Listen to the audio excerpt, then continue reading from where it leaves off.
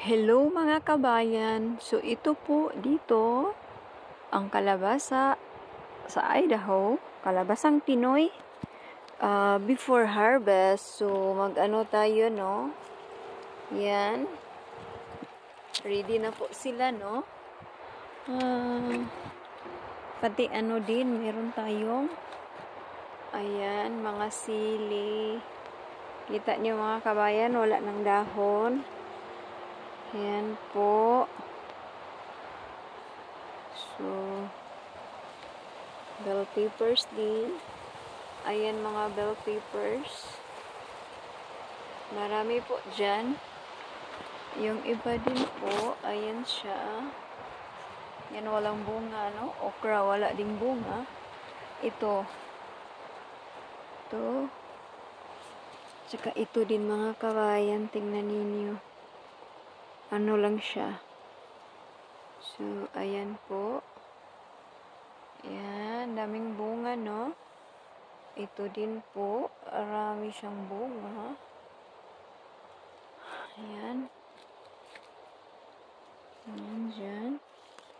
At ito. So, ayan, marami na. Ready na. Magpakbit na ako nito. Ayan na po. Okay. Sa kalabasa na naman tayo mga kaibigan ko. Ayan. Marami siya dito.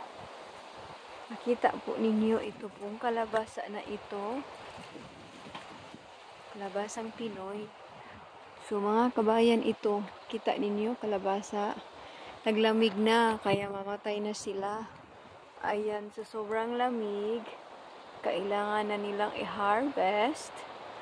Kasi po, ano na, maliliit pa ang iba. Ang iba din, ready to harvest na. So, nakita nyo mga kabayan, may maliliit at may malalaki. So, kalabasang Pinoy po mga kabayan, ha? Nakita po nyo ang dahon.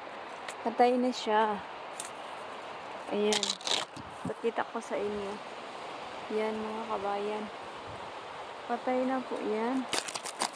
Kasi nag-fall na po. Lumamig na. Ayan, no? So, ito ang storya ng kalabasang Pinoy sa Idaho. O, ayan po. Makita ninyo. Nag-yellow na yung ano ko, long beans. Kasi mamamatay na po sila.